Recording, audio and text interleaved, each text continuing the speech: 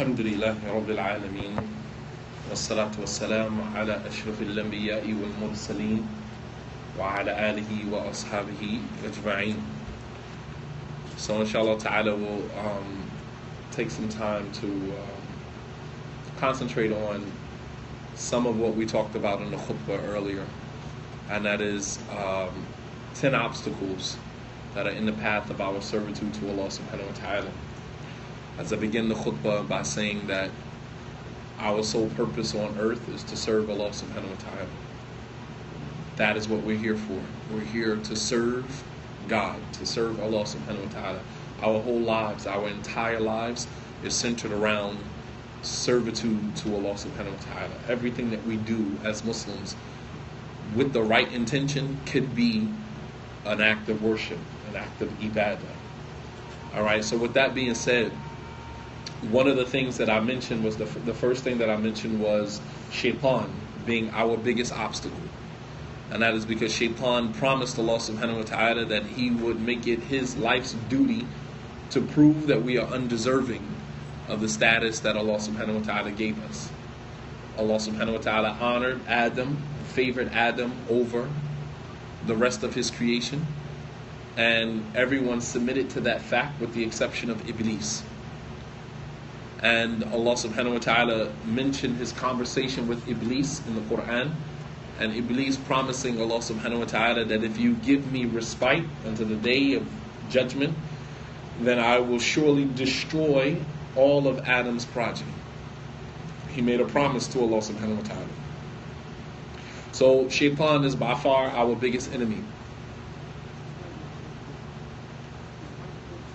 Okay. Shaitan is by far our biggest enemy. Would anybody disagree with me on that? Okay. So that's our biggest obstacle. Alright? And as I said earlier, that if you know your enemy and you know yourself, you need not worry about the outcome of 1,000 battles. Shaitan is going to get the best of you sometimes, and you're going to get the best of him sometimes, and that's the way that your life will continue. As Sufyan al-Thawri rahimahullah ta'ala said, مَا عَلَجْتُ شَيْءٍ أَشَدَّ عَلَيَّ مِن نَفْسِي مَرَّةٍ لِي وَمَرَّةٍ عَلَيَّ. That I never treated something that was more difficult for me than my own soul. Sometimes it gets the best of me, and sometimes I get the best of it. That's just life. That's how it goes. Sometimes shaitan gets the best of you, and you find yourself in a situation you're saying, how did shaitan get me to this point? And then other times you're able to resist. You're able to stand firm and resist. The second obstacle from the obstacles that impede or obstruct our servitude to Allah subhanahu wa ta'ala is our desires. As I just mentioned, our desires. And these are the things that we covet, the things that we want, the things that we lust for, the things that we desire, the things that we go after. These things become obstacles for us as well. Allah subhanahu wa ta'ala says in the Quran, زُيِّنَ لِلنَّاسِ حُبُّ الشَّهَوَاتِ مِنَ النِّسَاءِ وَالْبَنِينَ وَالْقَنَاطِيرِ الْمُقَنطَرَةِ وَمِنَ الذَّهَبِ وَالْفِضَّةِ وَالْخَيْلِ الْمُسَوَّمَةِ وَالْأَنْعَامِ وَالْحَرْثِ ذَلِكَ مَتَاعُ الْحَيَاةِ الدُّنْيَا وَاللَّهُ عِنْدَهُ حُسْنُ مَآبٍ. Allah subhanahu wa ta'ala said, beautify for men are the things that they desire, they lust for, they desire. Mina nisa, women. Pay attention. Women. Wal banin, and children. Children is something that people desire. Right? You have people that will have or get married just so they can have children with you. They don't care about you. They don't care about your life. They don't care about your family. They don't care about any other ambition you have. Sometimes they just want a baby out of the deal. Right? We're all aware of, if you're in the social atmosphere, then you're aware of what's happening with Rob Kardashian and Black China, right? Everybody's aware of that. Unless you live on a different planet. But this is a woman who got with this guy just to have a baby by him so she could get back at her ex. And this goes on every day. Even in the Muslim community, where people get married not because they want to be a part of your life, they just want a child out of it. And these are things that people go after. زُيِّنَ لِلنَّاسِ حُبُّ الشَّهَوَاتِ. beautified for men are the things that they covet, that they lust for, that they desire. An-Nisa, women. The Prophet ﷺ said that the first fitna of Bani Israel was women. The first fitna for Bani Israel was women. Children, al-banin wal-qanatir al-muqantara, and heaped up mountains of wealth, min al-dhahabi wal-fidda, gold and silver, wal-khayl al-musawwama, and fast riding animals or horses, and in our time it would be vehicles, right? Wal-an'ami wal-harf, and vegetation, fruits, vegetables. This was a form of commerce to the Sahaba during that time, making money, right? Business. ذَلِكَ مَتَاعُ الْحَيَاةِ الدُّنْيَا. This is nothing but a temporary enjoyment in this life. وَاللَّهُ عِنْدَهُ حُسْنُ مَآبٍ. And to Allah belongs the greater reward, or the everlasting reward. Our desire for sexual relations, our desire for children, our desire for gold, wealth, vehicles, property. Capitalism, brothers and sisters, is designed to stimulate every human desire. They have people who go to college, who spend years of their lives studying human behavior, trying to figure out how to make you a better consumer. African Americans spend more than $17 billion a year on Jordans and gold and cars and all of these things. We are the biggest consumers in a system that was not designed to cater to us in the first place. The biggest consumers. We spend more money than middle class America, than white America, African Americans. Yes, you guessed it. Right here in the good old US of A. We spend more money, millions and billions of dollars, on Jordans. You want to know how much money was spent on Jordans alone last year by African Americans? Just go do your research, man. It's sickening, the amount of money that we spend on material things. $300-400 for a Gucci belt. These are things that we spend so much money on, that mean so much to us. And if you want to take it a step further, it's just the old slave mentality. That as slaves, we saw our slave masters going to church, dressing up nice, taking their children, their families, and while we in the barn with jumpers on, rompers on, right? And we still wearing rompers today, but they got us looking like women today with the romper on, right? So while we sitting in the barn watching Master and his family go to church and dress up nice, we couldn't wait. We couldn't wait until our deal was signed so we could be freed and we could have the same exact thing that Master had, or even more. These are just manifestations of our continued servitude, our mental slavery. Nonetheless, these things, capitalism, the society that we live in, is designed to stimulate every human desire that we have and provide an outlet where that desire can be achieved. Even if you have problems in the real world, to having a girlfriend or having a boyfriend or having a mate or a spouse, they have cyber sex, where now you can go create an avatar, and the woman that you are talking with on the other end of the computer can create an avatar, and you guys can have sexual relations. She's in China, you're in the slums of America, and you can have sexual relations right on the internet. They have found a way to stimulate every single desire in the human being and then provide an outlet for that desire to be satisfied.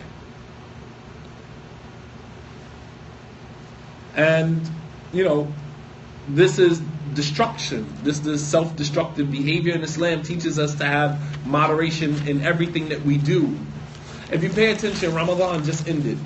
But if you pay attention to Ramadan, one of the goals of Ramadan is for us to learn how to control our intake of food. And some of us, soon Ramadan was over with, we went right back 2-3 weeks. Once we get our bodies out of that slump that it was in, we back to eating 6-inch subs, to the head, bag of chips, huge soda, upsize, everything. Everything is upsize. to cater to every single desire that we have through the human appetite. I want you to pay attention to this. The Prophet ﷺ, he said, مَا مَلَأَ ابْنُ آدَمْ وِعَاءً شَرًّا مِنْ بَطْنِهِ. He said that the son of Adam has never filled a vessel more harmful or destructive for him than his own stomach.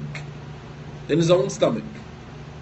He said, بِحَسْبِ ابْنِ آدَمْ أُكُلَاتٌ يُكِمْنَ صُلْبَهُ. It is sufficient for the child of Adam just a few morsels of food to keep your back upright. That's enough. That's sufficient. He said, فَإِنْ كَانَ لَا مَحَالَ فَثُلُثٌ لِطَعَامِهِ وَثُلُثٌ لِشَرَابِهِ وَثُلُثٌ لِنَفْسِهِ. He said, and if you have to eat more than that, then a third for your food, a third for your drink, and then a third to breathe. So it is in our inherent weakness, the lack of controlling the amount of intake, the amount of food that we digest. And this is tantamount to the weakness that we have in other areas of our lives, which attracts the shaitan like blood attracts sharks. The Prophet ﷺ, he already said, Inna shaitan yajri fi ibni Adam majra dam. That shaitan flows through the child of Adam like what? Like blood. He flows through the human being like blood. Meaning shaitan is aware of our weaknesses. And if you have a weakness with food, with intake, then that is just tantamount, or that is akin to the other weaknesses that you have in your life, which means that you lack discipline. If you look at a person who is overweight, that is an indication, one of the greatest indications, that they lack self-discipline. They lack self-discipline. So this is a weakness that we have. The Prophet ﷺ, he explained that fasting, lowering your intake of food, helps to control the sexual appetite. Look at how these two are connected. A person that controls their intake of food, the amount of food that they digest, is usually able to control their sexual appetite, because these are emotions, these are feelings that are going on inside of you. And if you learn how to control one, you will learn how to control the other. The Prophet ﷺ said, Ya ma'ashara al-shabab, man istata'a minkum al-ba'a falyatazawwaj. O children, group of young men, he's talking to the young men in his community, whoever from amongst you has the ability to get married, then let him do so. He said, فَإِنَّهُ أَغَضُّ لِلْبَصَرَ وَأَحْسَنُ لِلْفَرْجِ. He said that it is helpful to allow you to lower your gaze, and it will cause you to lower your gaze and guard your private area. He said, and whoever does not have the ability to do so, then let him fast. For indeed fasting will act as castration. Which one is it? There's two here, BZ and RR. BZ. Okay, and this is the password for it. Let's try that. Excuse me. Is this all caps?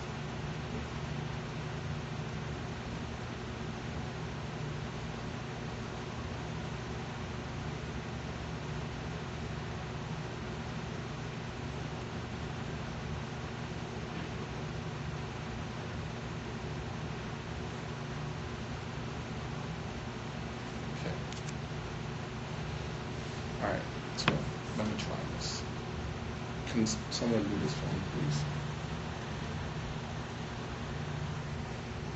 One of those on a password. So the Prophet ﷺ said, O group of young men, whoever from amongst you has the ability to get married, then let him do so. He said, marriage will help you to lower your gaze and guard your private area. He said what? And whoever does not have the ability to get married, then do what? Fast. He said, because fasting will do what? فَإِنَّهُ لَهُ وِجَاء. Fasting will act as castration, meaning it will cut off the desire. Look at the connection between those two.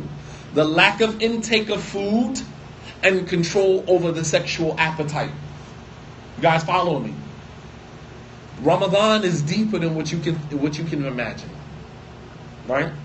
So, not only this, the behavior of the believer is always in moderation. Everything that we do is in moderation. Everything that we do as believers is done in moderation. The Prophet ﷺ said, "Al-mu'min ya'kulu fi mi'a'in wahidin, wal-kafir ya'kulu fi sab'ati am'ah, wal-mu'min ya'kulu bi adab al-shara', wal-kafir ya'kulu bi muqtada al-shahwa." The Prophet ﷺ said that the believer eats and fills one intestine. He said the person that does not have faith, a disbeliever, eats until he fills 7 intestines. And this is because the believer eats with the etiquette of Islam, and the disbeliever eats according to his desire. You guys follow me? That as Muslims, there's a certain diet that we follow, and that diet is moderation.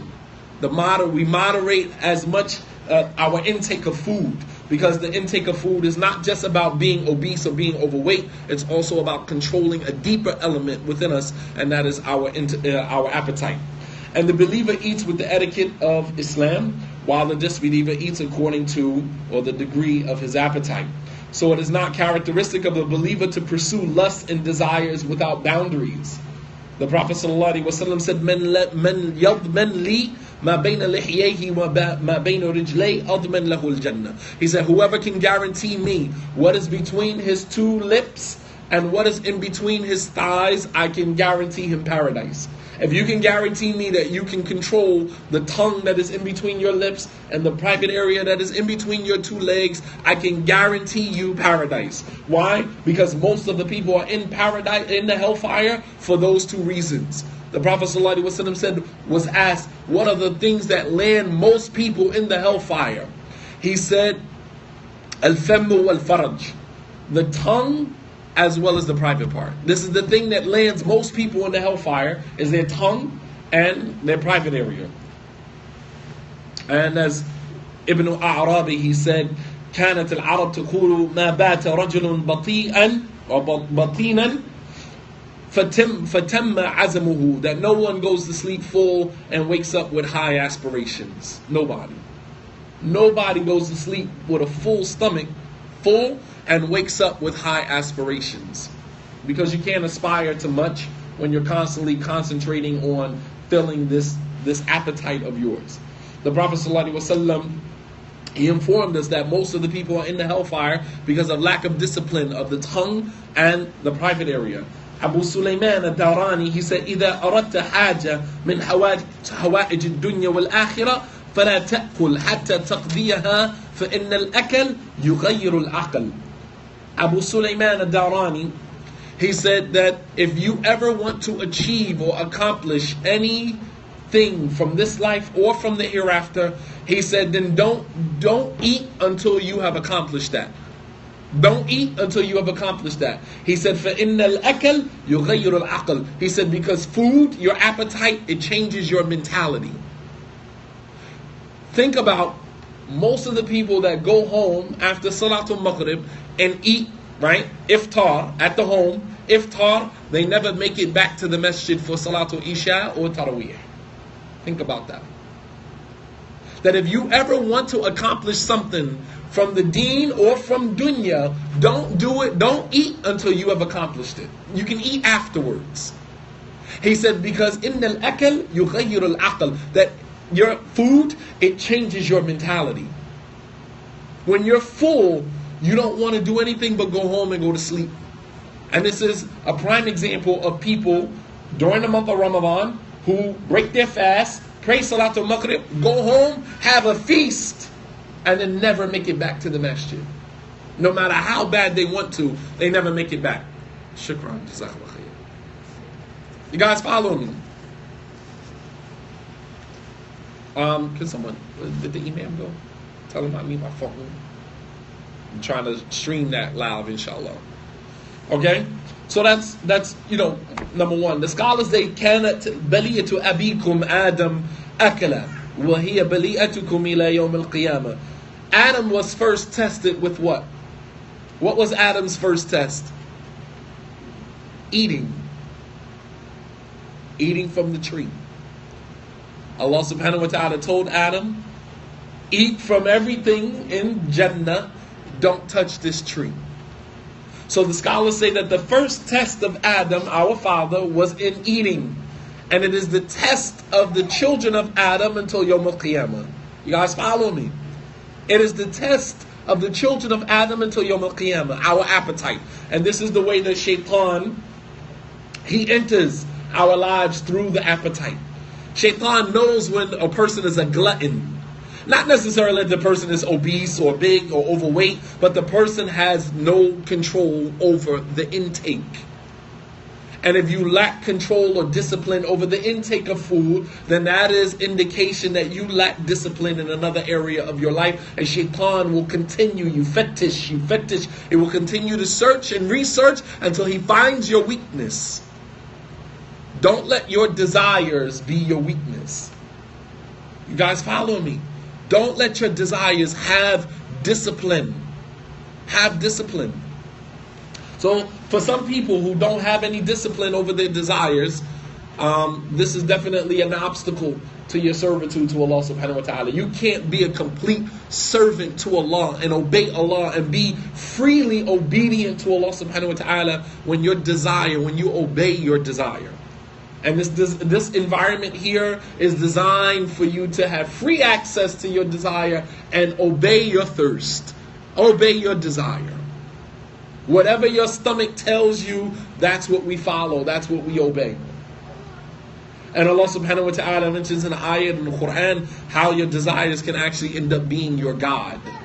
Right? Allah says in the Quran, أَفَرَأَيْتَ مَنِ اتَّخَذَ إِلَهَهُ هَوَاهُ. Do you not see the one who has taken his desires as his God besides Allah?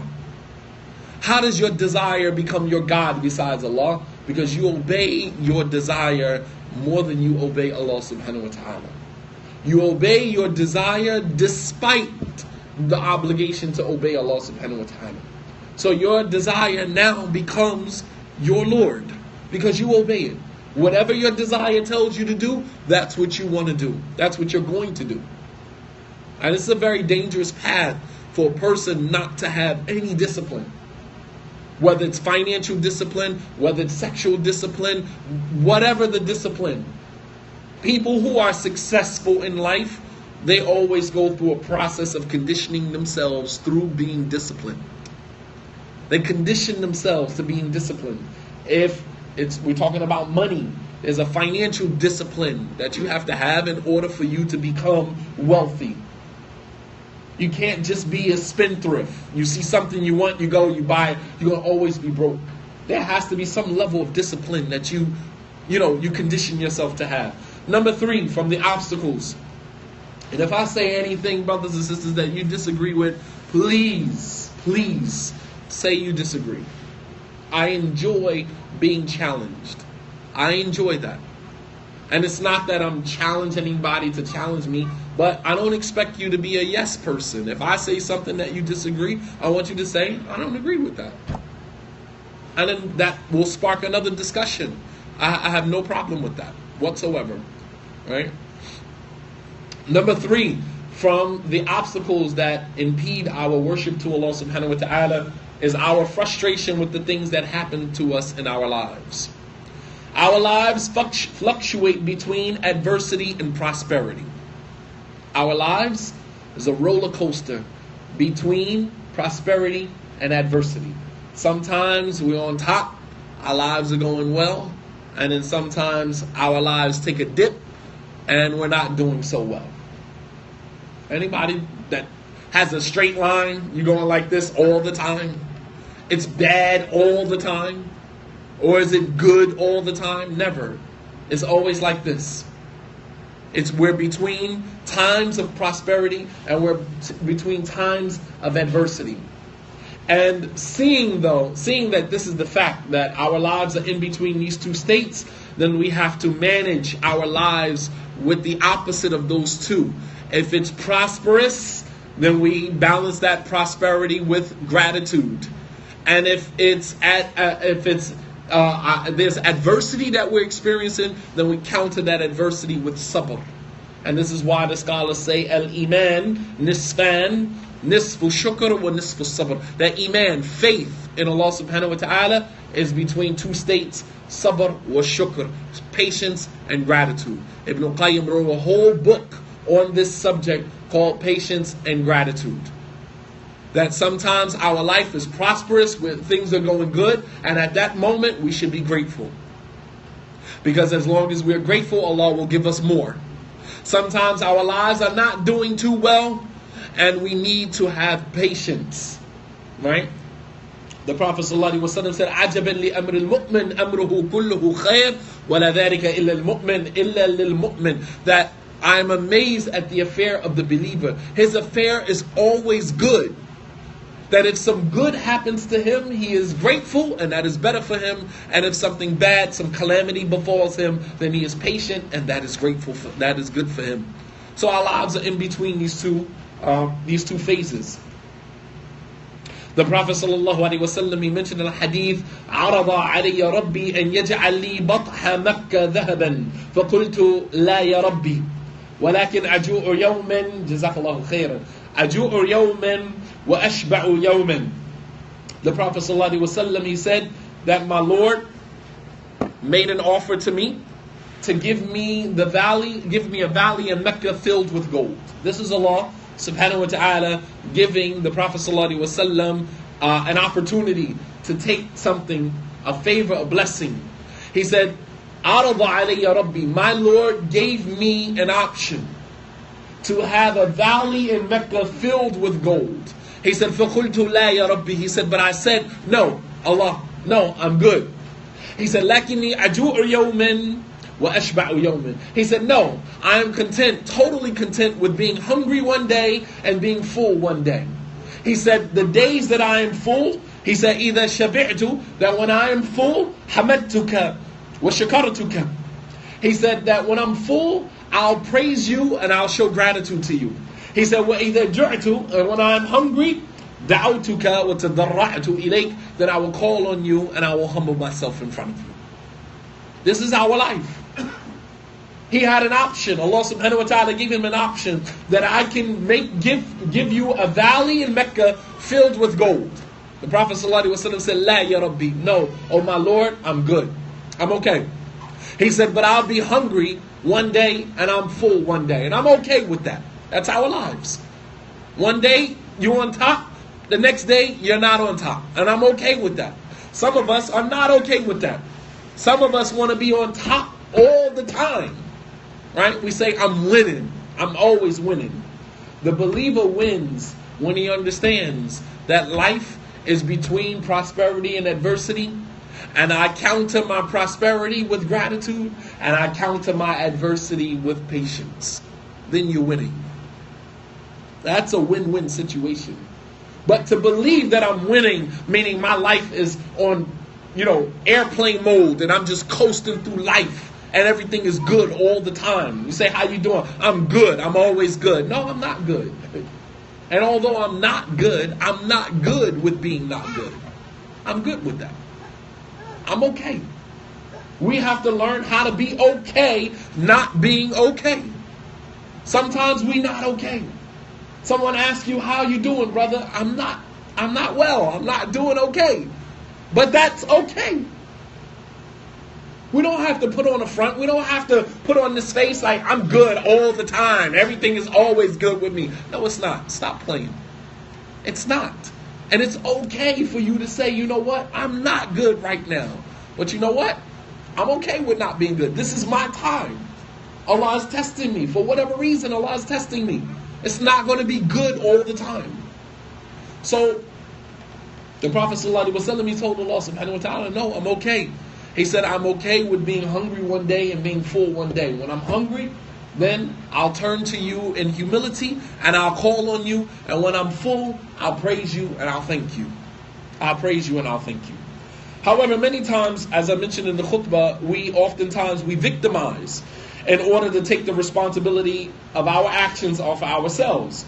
We blame the religion, we blame Islam, we blame Allah, we blame the Muslim community, and in this victimization, we end up exposing our true selves.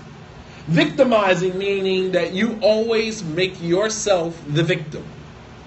Nobody is ever wrong. You're never wrong. It's always somebody else's fault. If this person didn't do this, then I wouldn't be like this. If this person didn't do this, I wouldn't be like this. If I didn't get married, I would have finished college. If I didn't have children, I would have had a better job. If I didn't do this, I would have been that. Right? It's always somebody else's fault. This is called victimizing, where you make yourself the victim. Because as long as you are the victim, you never have to take responsibility for your actions. Because it's always somebody else's fault. It's always on somebody else. So you never have to take a look at yourself, a deeper look at yourself. And sometimes we blame the religion. Sometimes we blame Allah subhanahu wa ta'ala. Although we don't say it verbally. We don't say, oh Allah, this is your fault. Right? But we blame Allah subhanahu wa ta'ala. Allah says in the Quran, in Surah number 29, ayat 10.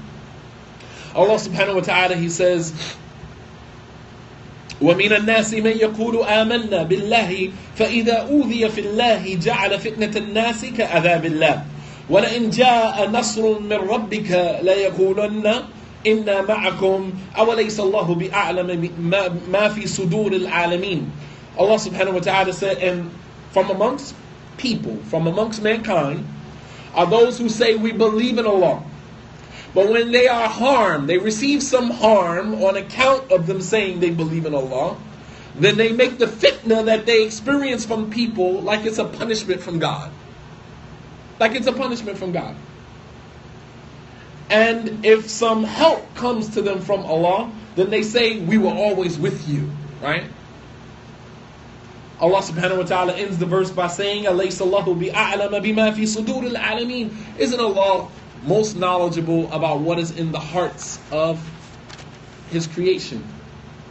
Sometimes the things that happen to us are as a result of a few things. Number one, let me help some of us to make sense of what is going on in our lives right now. There's some of us sitting here right now trying to put the pieces in a puzzle together of our lives to figure out, why is this happening to me right now? Whatever it is that's going on in your life. Let me help you to make sense of that. Some of what is happening to us in our lives is as a result of what we've done to ourselves.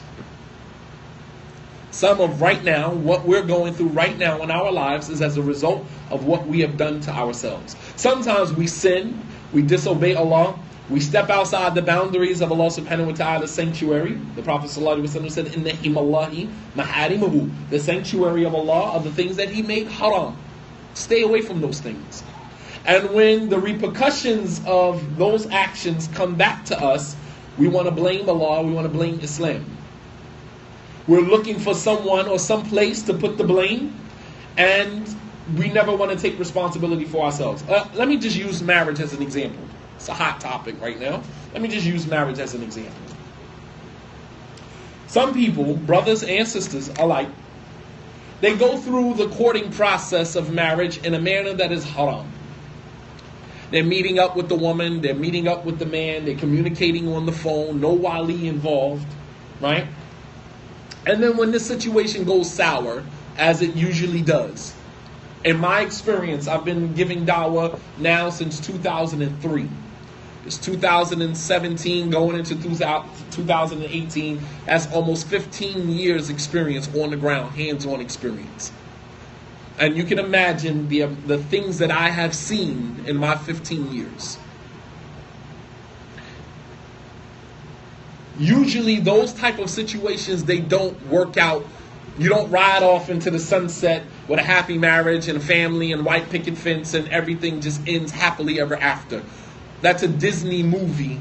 That's a Disney marriage narrative, not reality that we live.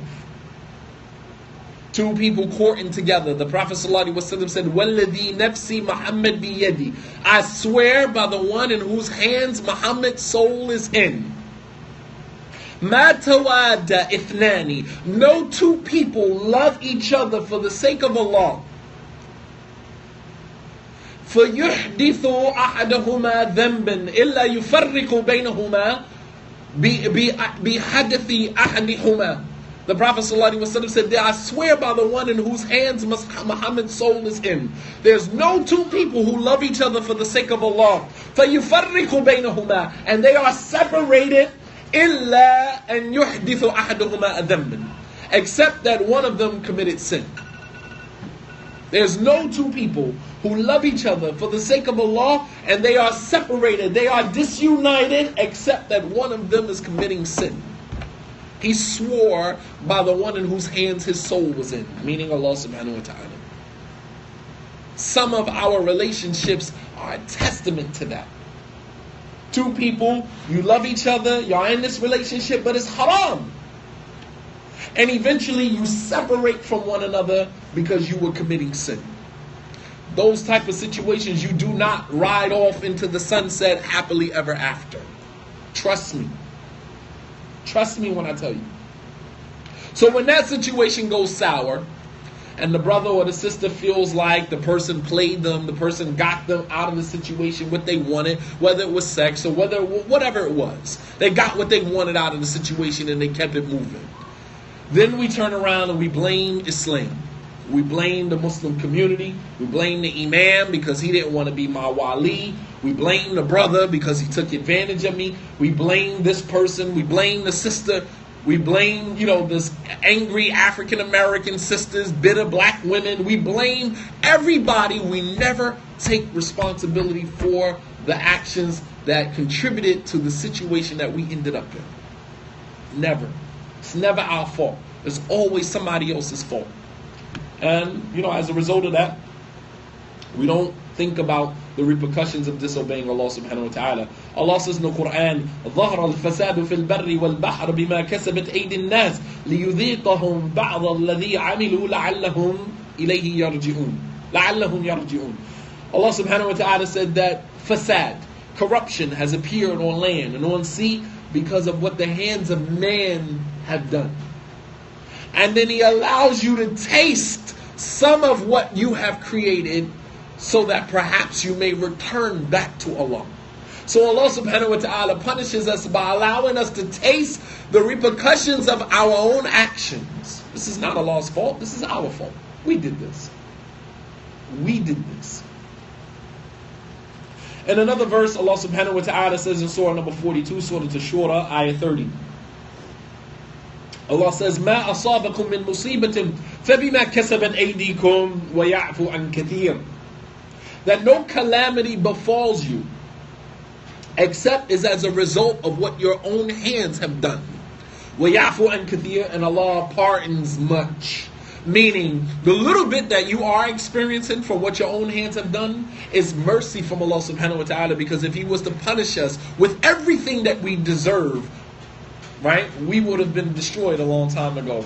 As Allah says in the Quran, لَوْ يُؤَاخِذَ اللَّهُ النَّاسَ بِمَا كَسَبُوا مَا تَرَكَ عَلَى ظَهْرِهَا مِنْ دَابَّةٍ. Allah says in Surah Fatir, Surah number 35, Ayah 45, that if Allah was to seize mankind for the sins that they have committed, He would not have left one creature crawling on the face of the earth. So the punishments that we do experience is just a small taste of what we deserve from what our own hands have done. You guys following me? Anybody disagree with that? Some of the things that happen to us is as a result of what our own hands have done. And number two, because of things that Allah subhanahu wa ta'ala decreed to happen to us, and there was no escaping it.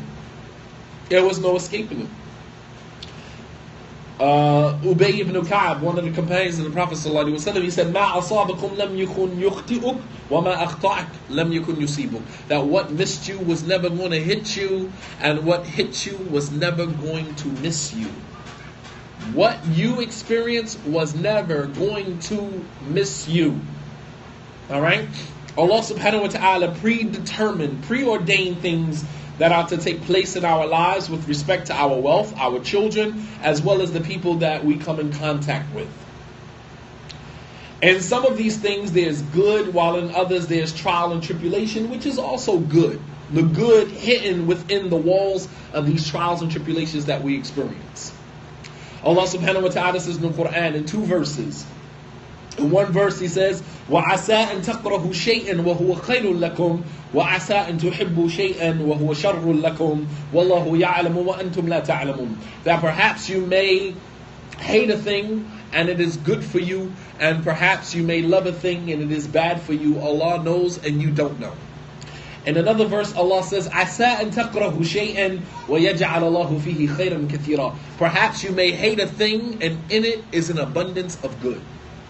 So the things that happen to us in our lives that Allah subhanahu wa ta'ala decreed to happen to us, sometimes in the way we see it, and we may see it as a bad thing or a distasteful thing, but it's actually good for us. And sometimes we may see it to be a good thing, but it is actually bad for us. We will never be able to grasp the depth of Allah subhanahu wa ta'ala's decree. We will never be able to grasp the depth of it. But we trust that Allah subhanahu wa ta'ala is mudabbir, that Allah manages our affairs in a manner that He sees fit. As Allah mentions in the Hadith al-Qudsi, where He said that there's some from amongst my servants that nothing will be good for their faith except poverty. Because if I was to make them rich, they would disbelieve in me. And there's some from amongst my servants that nothing would be good for them except being wealthy, because if I was to make them impoverished, they would disbelieve in me. There's some from amongst my servants that nothing would be good for their faith except sickness, because if I was to give them good health, they would disbelieve in me. And there's some from amongst my servants that nothing would be good for them except good health, because if I was to make them sickly, they would disbelieve in me. إِنِّي أُدَبِّرُ أَمْرَ عِبَادِي بِعِلْمِ بِقُلُوبِهِمْ. I manage the affairs of my servants based upon my knowledge of their hearts. وَأَنَا عَلِيمٌ خَبِيرٌ. And I am the all-knowledgeable, the all-aware. Allahu Akbar. Allah subhanahu wa ta'ala manages our affairs based upon His knowledge of our hearts. As Allah says in the Quran, أَلَا يَعْلَمُ مَنْ خَلَقْ وَهُوَ لَطِيفُ الْخَبِيرٌ. Shouldn't He know best? And He is the one who created you. Shouldn't the one that created you know what's best for you? And He is Latif al-Khabir. Right? Every time. So, when we make reservations that these life mishaps and challenges are either the result of my behavior or something that Allah subhanahu wa ta'ala has decreed for me that I have absolutely no control over, you're less likely to be obstructed in your journey to servitude to Allah subhanahu wa ta'ala. You guys follow me? So the things that are happening to us in our lives, we can look at them one or two ways. Either this is something that is happening to me as a result of something that I did, something that is coming back to me, and the things that Allah subhanahu wa ta'ala tests you with or punishes you with, it could be something that you did years ago. It doesn't have to be right now. It could be something that, but if you are a conscious servant of Allah, then you are aware of the things that you've done, and you are aware when it's your time to pay up for the things that you've done. When you see a trial or tribulation coming back to you, you say to yourself, I know why this is happening to me. I'm not oblivious. I know why this is happening to me. This is as a result of what I did at this moment or that moment. Sometimes we know at the moment that we're doing something, this is going to come back to me. I know this is going to... I used to believe this even as a disbeliever, as a non-Muslim. I knew that there were things that I involved myself in that I knew was going to come back to me. I knew it. And this is actually a sign that Allah subhanahu wa ta'ala wants good for you. The Prophet ﷺ, he said, إِذَا أَرَادَ اللَّهُ بِعَبْدِهِ خَيْرًا, that if Allah wants good for His servant, عَجَّلَ لَهُ أُقُوبَتَهُ فِي الدُّنْيَا, that when Allah wants good for His servant, He tests him. He tests him, or He hastens his punishment in this life. It comes back to you, not in the hereafter. Alright, she's giving her own lecture.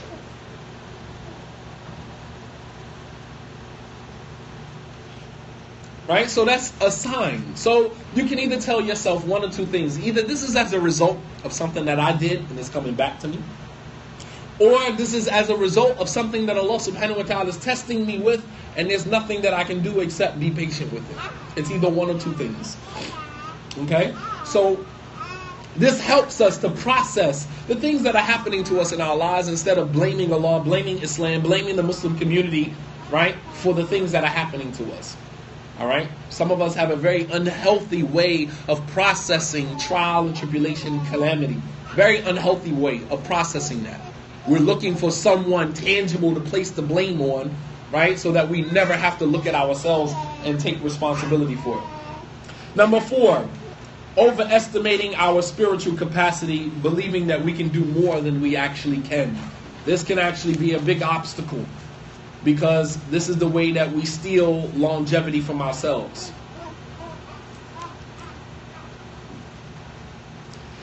A man came to the Prophet ﷺ, he said, Ya Rasulullah, ara'ayta in salayta, in salaytu as-salawat al-maktubat, wa sumtu Ramadan, wa ahlaltu halal, wa harramtu haram, wa lam azid ala dhalika shay'an, a'adkhulu al-jannah. Qala Nabi sallallahu alayhi wa sallam, na'am, rawahu Muslim. A man came to the Prophet sallallahu alayhi wa sallam, pay attention to this.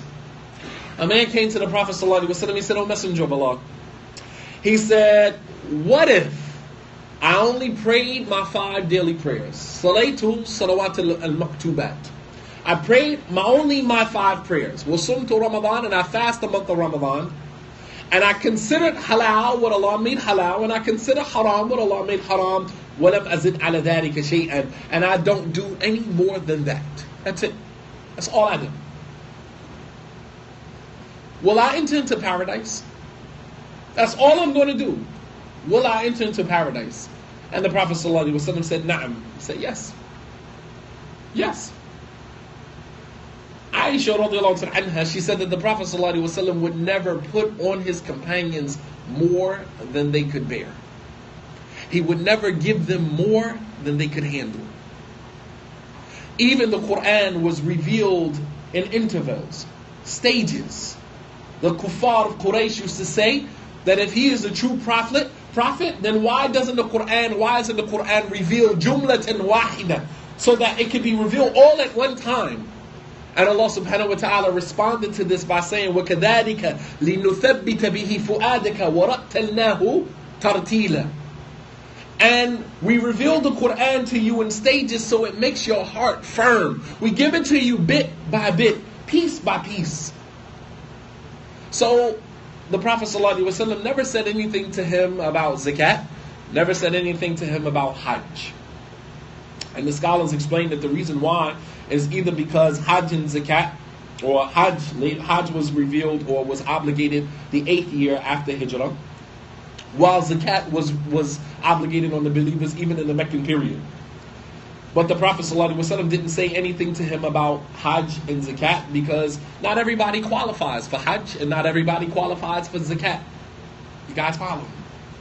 Not everybody qualifies for Hajj. The Prophet ﷺ said, لِلَّهِ عَلَى النَّاسِ حُجَّ الْبَيْتِ مَنْ اسْتَطَاعَ إِلَيْهِ سَبِيلًا. It is an obligation upon the people to make the Hajj to the house of Allah, مَنْ اسْتَطَاعَ إِلَيْهِ سَبِيلًا, whoever has the ability to do so. Right? So if you have the ability to make Hajj, and the scholars explain the ability here is the financial ability and the physical ability. Not everybody meets that criteria. As for zakat, if you don't meet the nisab, if you don't have at least $5,100 sitting in a bank, remotely in a bank somewhere that you are not touching for anything, you're not using for bills, you're not using it for anything else, just $5,100 just parked somewhere in a bank, and you let a whole year go by on that $5,100, and then you take 2.5% of that and you pay your yearly zakat. If you don't have $5,100 just sitting in a bank somewhere, you don't even qualify for zakat. That is the bare minimum of zakat. You guys follow me? You don't even qualify. So the Prophet ﷺ, it made no sense for him to say anything to the man about Hajj and about zakat because not everybody qualifies for Hajj and zakat. He gave the guy what he was able to do. He met him exactly where he was. He said, what if I only prayed my 5 prayers, I fasted the month of Ramadan, I considered what Allah made halal, halal, and I consider what Allah made haram, haram. وَلَمْ أَزِدْ عَلَى ذَلِكَ شَيْئًا. And I don't do anything more than that. Will I go to Jannah? Will I go to paradise? The Prophet ﷺ said yes. He said nothing about zakat. He said nothing about Hajj. Because sometimes it makes no sense to say anything about it if you know that the person doesn't have the ability to do it. Concentrate on what is obligatory and what the person has the ability to do at that moment. You guys following me? Or am I putting you guys to sleep? I know in Maryland you guys move at a slower pace. We from Jersey, New York, we come with a more city energy. I know you guys have city down here. I'm not downplaying that, right? But where I'm from, there's a lot of head nodding, a lot of nonverbal movements that kind of confirms what I'm saying, that gives me that go ahead to keep going. I just want to know I'm not putting you to sleep. Number 5, from the obstacles that impede our journey to Allah subhanahu wa ta'ala is bad company. Oh, this is a real one right here. Bad company. The company that we keep can negatively impact our journey to Allah subhanahu wa ta'ala. Our company, pay attention, our company should complement our journey, not complicate it. The company that we keep should complement our journey to Allah, not complicate our journey to Allah, even if it's your spouse. The Prophet ﷺ warned us about the company that we keep. The Prophet ﷺ said, "Al-mar'u ala dini khalilihi falyanzur ahadukum man yukhalil." He said, a man is on the religion of his close friend. So look closely, each and every one of you, at the person that you take as a friend. It makes no sense. If you want to know what a person is doing outside of the masjid, look at the people that they hang with. Because inside the masjid, everybody looks righteous. You can't tell the person that is not religious from the person that is religious in the masjid. You can't. Everybody prays. Everybody's coming here for the same reason. Is anybody that's coming to the masjid that's not here for prayer? People are coming to the masjid for the same reason. So how do we distinguish who's who? Look at the person that they befriend when they're not in the masjid. Absolutely. Because there's no way in the world that you can come in the masjid, pray 5 times a day, every other word come out your mouth is mashallah, inshallah, alhamdulillah, Allahu Akbar, brother, right? But then when you step outside of this masjid, the people that you hang around with are non-Muslims. The people that you hang around with are Muslims who haven't prayed since they can remember. Make no mistake about it, a non-practicing Muslim is more dangerous to you than a non-Muslim. Make no mistake about that. Because a non-Muslim will tell you, yo, ain't it time for your prayer? A non-practicing Muslim is hoping that you forget that it's time for prayer. Because they cringe when you say anything about Islam around them. They're hoping that you say nothing about Islam. Non-Muslim, non-practicing Muslim, when you step on the job and you like, Assalamu alaikum, oh man, they had it good until you came on the job. Because all the non-Muslims didn't even know that they were Muslim. And now here you come starting a new job, giving them salams in front of everybody, embarrassing them. They've been eating pork, drinking, going to happy hour, hanging out with the non-Muslims, right? Until you start the job and you give them salams and they're like, oh, you're a Muslim? I didn't know you were a Muslim. Now he got to find a way to soften that blow, right? Sound like the hypocrites, as Allah says in the Quran, that when they are with the believers, they say, we believe. But then when they with the disbelievers, they say, oh no, we was just joking. Nah, I'm not really Muslim like that. You know, I took my shahada, but I don't really follow Islam like that. Then you a disbeliever. I mean, like, say what it is. Don't straddle the fence. The Prophet ﷺ, because you're not going to enter Jannah with 2 faces anyway. The Prophet ﷺ said, "La yadkhulu Jannah dhu wajhayn." The man who has 2 faces will not enter into Jannah.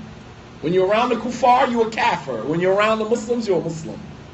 You're not going to enter into Jannah anyway, playing both sides of the fence. You got to pick a side. Islam doesn't accept 2 faces. You got to either be one way or the other. Right? But a non-practicing Muslim is more dangerous to you. Don't think that, well, they Muslim, they took shahada, they just don't practice. And they disbelievers. Right? What are you saying? The person leave off the prayer, they're a disbeliever. That is my belief. That is the belief of the vast majority of the scholars of Islam, past and present. Person leave off the prayer, they're a disbeliever. So don't say, well, they're Muslim. You know, they Muslims. As if that softens the blow. That makes it okay. That actually makes it worse. Non-Muslim, at very least, is going to say, hey, Muslim brother, don't you know, good brother, don't you know it's time for salah? Because they want an opportunity to say that you're a fake Muslim. Some of them. And some of them genuinely just want good for you. They might be religious in their own space, and they want good for you. Oh, my cousin is Muslim. He has to pray around this time. Don't you got to pray now? This is the non-Muslim. The non-practicing Muslim is looking at his watch, hoping you don't say nothing to him about prayer, hoping you don't come in his office and say, hey, you want to pray with me? And friendship of this magnitude will become enemies on the day of judgment. Allah subhanahu wa ta'ala says in Surah Al-Zukhruf, Surah number 43, ayah 67. Allah subhanahu wa ta'ala says, Al-akhilla yawma'idhin ba'duhum li ba'dhin adu illa al-muttaqeen. He said that those who are friends on this day, meaning on the day of judgment, those who are friends in the dunya, on this day, they will be enemies to one another. Except those who are muttaqeen, except those who are righteous. Those whose friendship was built from the very beginning on obedience to Allah subhanahu wa ta'ala. The Prophet ﷺ, as I mentioned in the hadith before, where he said, وَالَّذِي نَفْسِ مَحَمَدْ بِيَدِهِ مَا تَوَادَ إِثْنَانِ فَفَرَّقَ بَيْنَهُمَا إِلَّا بِذَنْبٍ يُحْدِثُهُ أَحَدُهُمَا. That there are no two people who love each other for the sake of Allah, and they are separated except that one of them is committing sin. Allah subhanahu wa ta'ala gives us a glimpse at the discussion of the people in the hellfire who used to be friends in this life. But their friendships were unhealthy. Their friendships were toxic. And their friendships didn't involve obedience to Allah subhanahu wa ta'ala. Allah says in the Quran, يَا وَيْلَتَا لَيْتَنِي لَمْ أَتَّخِذْ فُلَانًا خَلِيلًا لَقَدْ أَضَلَّنِي عَنِ الذِّكْرِ بَعْدَ إِذْ جَاءَنِي وَكَانَ الشَّيْطَانُ لِلْإِنسَانِ خَذُولًا. Allah subhanahu wa ta'ala said, and they will say, woe be to me. I wish that I had not taken such and such as a friend in the dunya. فَقَدْ أَضَلَّنِي. That he has led me astray after the reminder came to me. وَكَانَ الشَّيْطَانُ لِلْإِنسَانِ خَذُولًا. And shaitan is to the human being a deserter. Shaitan will always desert you in your time of need. These are the type of people who you start off friends, they pull you in, they will you in because, oh yeah, I took my shahada. That's how they reel you in. I took my shahada. And then little by little, they start to chip away at your deen. Are you going to make salat? Man, you can just wait. You can make the salat up when we get to where we going. You like, nah, I want to pull over and pray. It's time for salat. I don't want to wait and let the prayer go out. You can pray when we get there. Oh, you going to pray right now? Like, come on, man. Like, that's bad. Like, you don't have to pray right now. Like, wait till we get back to the hotel. Chipping away at your deen. Make you feel less than because you mentioned something about Islam in their presence. Chipping away at your deen until eventually you start to feel comfortable doing things around the person introducing you to new behaviors, and before you know it, this person has led you astray after guidance has come to you. And on the day of judgment, you will cry out in the hellfire, wishing that you had never taken this person as a friend. The Prophet ﷺ gave us a very distinct relationship between the believers. The Prophet ﷺ said, Al-mu'min mir'atun lil-mu'min. That the believer is a mirror to another believer. That's our relationship. What does a mirror do? When you look at yourself in the mirror, what do you see? You see all your flaws. You see the coal in your eye, you see the booger in your nose, you see stuff in between your teeth. You see all of that. You see all your flaws when you look at yourself in the mirror. That's exactly what a believer does to another believer. We reflect to one another our flaws and our mistakes. If you're around someone and they point out to you your mistakes and you're uncomfortable with that, then we don't need to be friends. If I can't point out to you your mistakes and you accept that on good faith, then we don't need to be friends. Because I don't want you not to point out my mistakes. I want to know when I'm wrong. I want you to be able to point that out to me. But if we're around each other and I point out something to you and you're like, dag man, you want to change everything about me? Like, why you can't just accept me as I am? Because as believers we strive for perfection, that's why. The Prophet ﷺ said that Allah subhanahu wa ta'ala كَتَبَ الْإِحْسَانَ عَلَى كُلِّ شَيْءٍ, that Allah has prescribed perfection in everything that we do. We strive for perfection. And if I'm around you and steel can't sharpen steel, then I need to be around some steel that I can get sharpened with. Right? You follow me? And the same thing applies with husband and wife. Don't look at your wife or look at your husband and see all of his or her flaws and say, I want out this marriage. Because what you end up doing is terminating something prematurely that could have been beneficial for you. The flaws and the mistakes of your spouse are designed to sharpen you, not weaken you. You see your spouse on this, and it's making you more patient with the person. It's making you learn how to navigate around this person's behavior. That's sharpening you. Your spouse's weaknesses and flaws are designed to sharpen your strengths, and vice versa. But if you constantly find yourself, right, as I said in the khutbah, what doesn't challenge you is not going to change you. If you're not being challenged in your marriage, two perfect people in a marriage, let me tell you, that is the most boring marriage that you can think of. Who want to be married to somebody that's perfect? Two perfect people in a marriage. Two perfect people are never going to be together anyway, because perfect people think that they got all the answers and they're perfect. Two perfect people don't need each other. Okay. Two perfect people don't need each other, and two perfect people in a relationship is the most boring marriage you can think of. Because everything is just hunky-dory. Everything is just cool. There's no turbulence. There's no, no water, no nothing. Who wants to be in a relationship like that? You want to be in something that's going to challenge you. You sit back and you say, okay, I see what's going on here. This is a test from Allah subhanahu wa ta'ala. Let me be patient with this. Let me plant my feet firmly and let me figure out. Because even if this does end in divorce, I'm going to come out of this a winner. I'm going to come out of this a winner regardless. It doesn't matter where this ends or where this leads to. I'm going to come out of this situation a winner. I always win. I win in every situation because I don't cower in front of challenges. I see challenges in front of me and I say, I'm up for the challenge. And even if this dissolves, it doesn't last, even as we depart, I got a lot out of that. Thank you. You showed me a lot about myself. I learned a lot about me being with you. Sounds selfish, but I mean, you can't we say cut our losses. I'm not cutting no losses. I cut wins. I don't cut losses. Win-win. When you have that mentality, you're a winner. You have a winner mentality. Every situation you go into, you're going to find some benefit for yourself out of it. And we have to pause, inshallah ta'ala, for the salat, bi'idhnillah, and after the salat we'll continue. Wa sallallahu ala nabiyyina Muhammad wa ala alihi wa sahbihi wa salama tasliman kathira wa akhiru da'wana anil hamdulillahi rabbil alamin wa assalamu alaikum wa rahmatullahi wa barakatuh.